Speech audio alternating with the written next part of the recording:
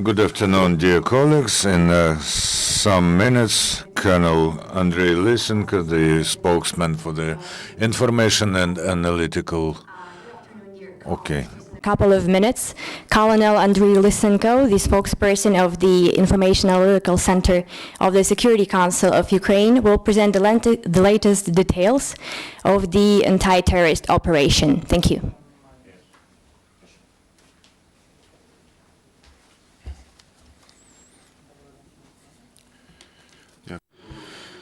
Good afternoon, dear colleagues. Yesterday, the President of Ukraine, Petro Poroshenko, was on a working visit to Lviv region, and the special attention was paid to the issues of raising the defense capacity of Ukraine.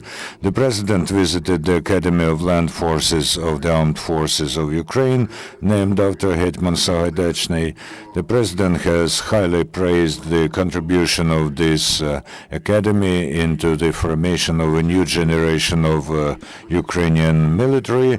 During the combat action in the anti-terrorist operation zone, 62 officers who graduated from this academy were awarded high state awards, among them the hero of Ukraine, Yevhen Zelensky.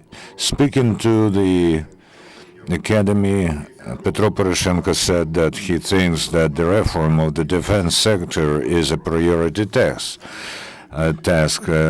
Before the year ends, the parliament will have a plan how to reform the defense sector and how to raise the efficiency of armed forces and how to make them well-equipped, mobile.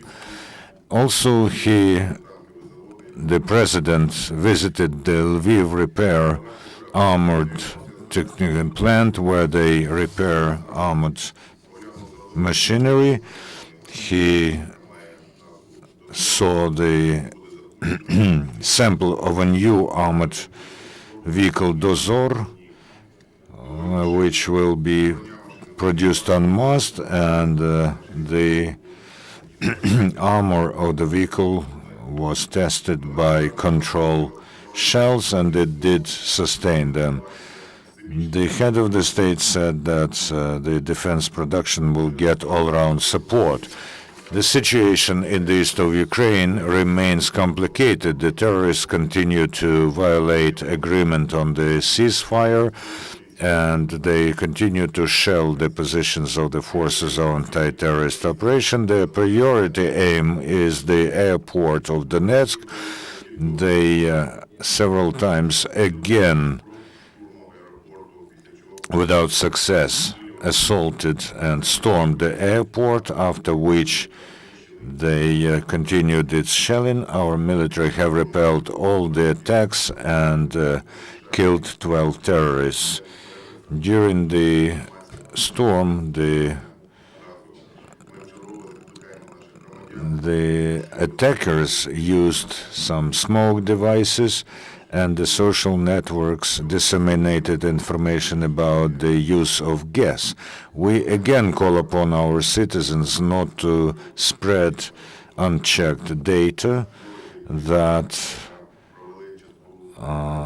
damage our military, including those who heroically defend the airport. Yesterday, our military in Donetsk airport got reinforcement, and a partial rotation of the defenders was held. Yesterday, next to the village of Orlovsky in Telman of a district of Donetsk region, the terrorists have shelled from mortars and also attacked positions of the anti-terrorist operation.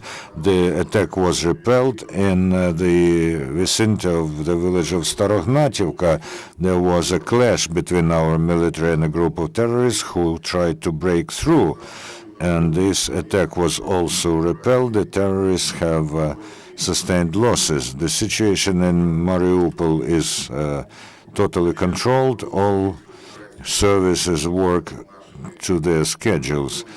During the 24 hours, 2 Ukrainian military died in the zone of the anti-operation zone, and the number of wounded is still being verified.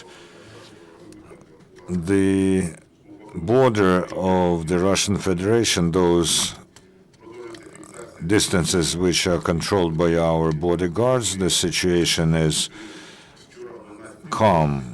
No shelling or combat clashes. In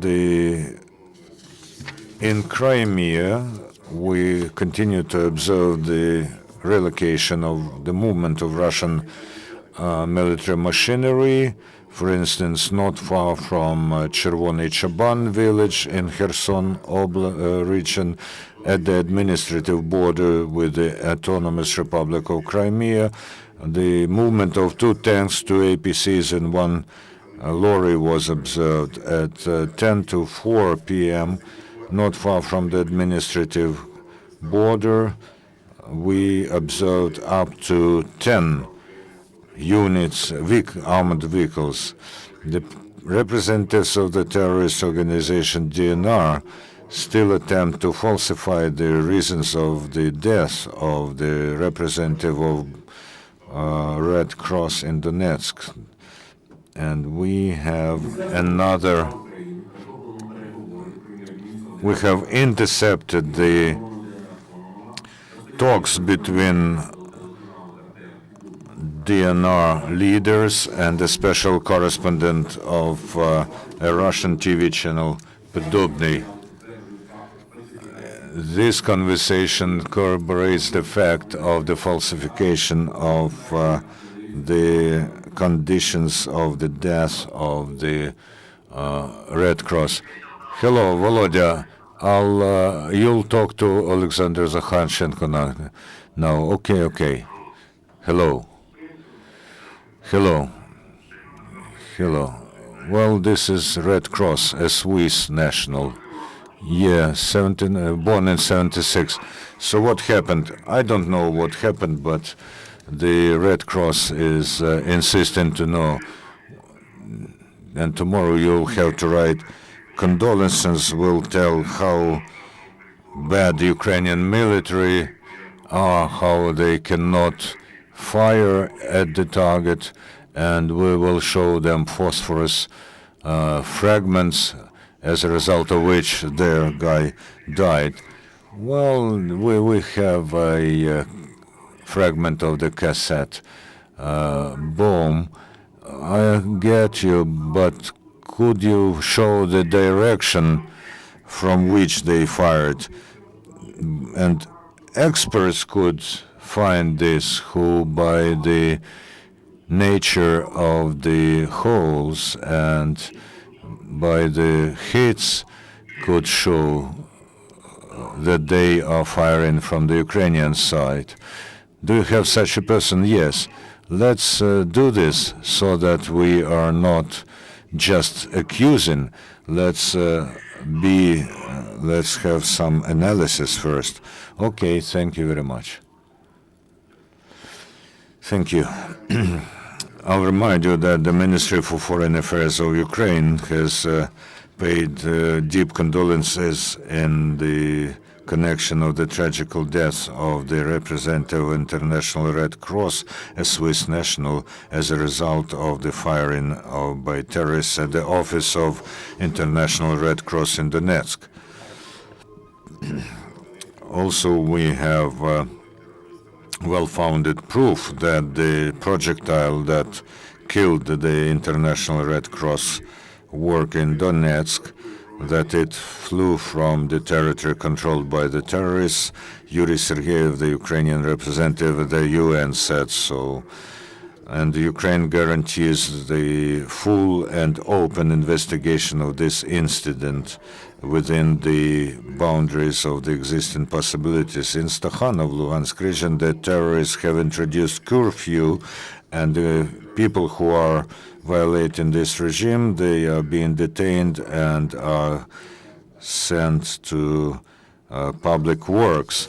In Rovinki and Antratsit, cities of Luhansk region, armed terrorists are inspecting flats of local residents and taking away Ukrainian passports. Now you see the map of concentration camps and torture rooms and punitive bodies of mass executions of peaceful population, which terrorists are engaged in. And this map is based on testimonies by witnesses who call our hotline, and they are also corroborated by objective data from airspace reconnaissance and by testimony of arrested criminals. The data of counterintelligence say that terrorists have introduced inhuman order in the territories that they temporarily occupy. The Security Service of Ukraine addresses citizens near and dear of whose were killed by terrorists or missed in action to inform them on the hotline 0800 501 482.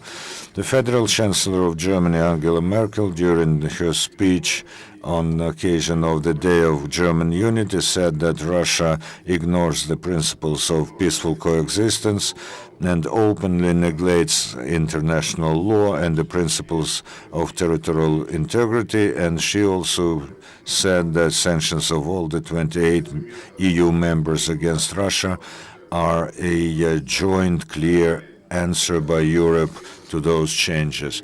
Vice Premier and Minister for Foreign Affairs of Slovakia, Miroslav Lajčák, said that Bratislava will further deliver gas in reverse regime to Ukraine in spite of the fact that Russia has almost by half decreased the delivery of gas to Slovak Republic.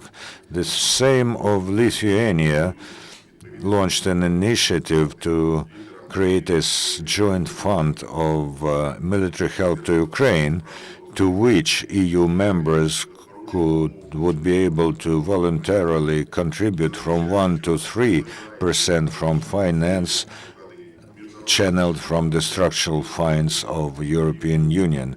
The Ministry of Foreign Affairs of the Lithuanian Republic, in their statement about the conditions of the violation of ceasefire in the east of Ukraine, says that Russia has not made a single specific step to withdraw its armed forces and armaments from the eastern regions of Ukraine and from Autonomous Republic of Crimea to create necessary conditions to transfer control over the border to Ukrainian bodyguards and also to free all the hostages and stop provocations. Besides, the Lithuanian Foreign Ministry strictly condemns the fire shelling of the Office of International Red Cross in Donetsk that led to the death of a worker of the International Red Cross.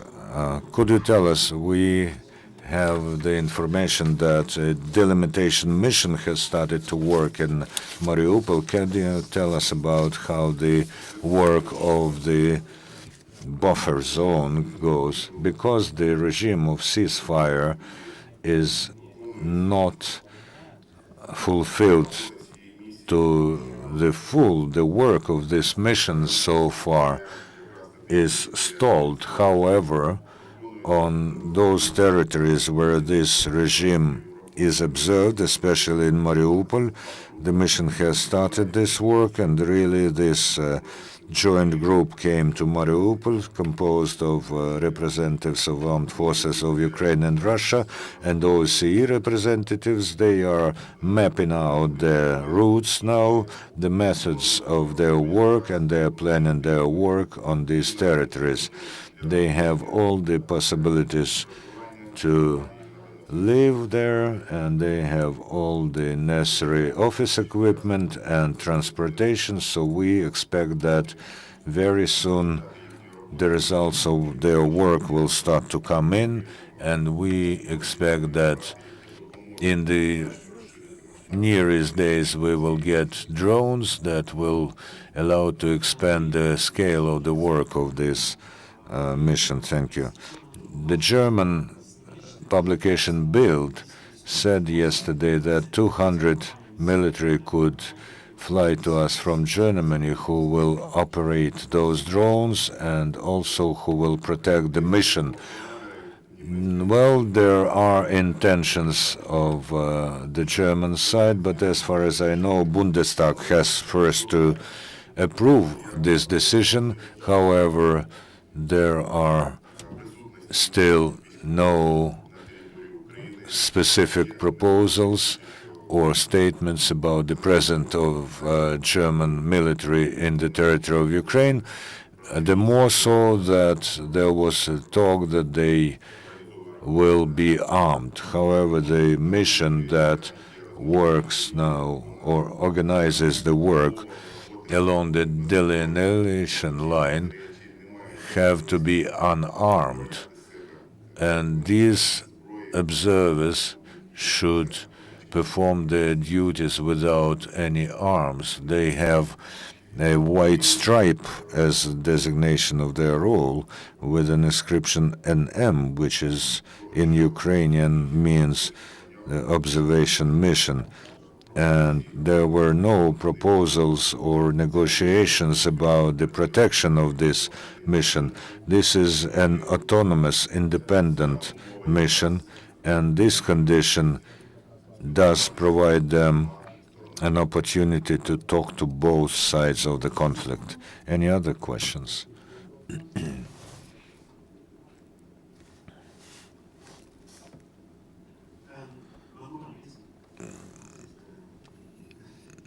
Thanks. Gulliver Cragg, France 24. I know you've been asked this question before, but this week, once again, Amnesty International accused Ukraine of using heavy artillery on civilian areas. I don't think they're talking about the missile that killed the Red Cross worker, but at other times in Donetsk and elsewhere. What's your response to such allegations that Ukraine is firing heavy artillery at civilian areas?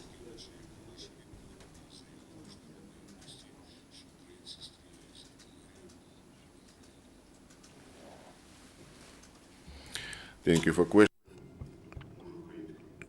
I'll answer in Ukrainian. The Ukrainian military, we're coming back again to our motives. We don't have any reason to shell peaceful locations. We see the enemy, and if we are attacked, we are replying.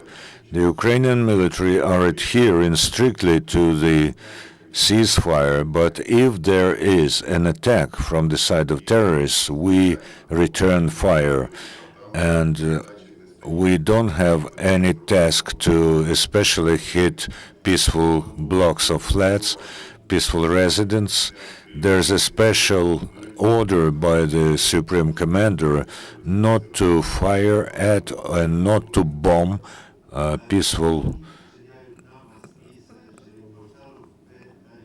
But when you are firing at you from residential areas, you have the right to return fire. No, we cannot. So if there are no questions, colleagues, we are finishing the press briefing. Thank you. Thank you.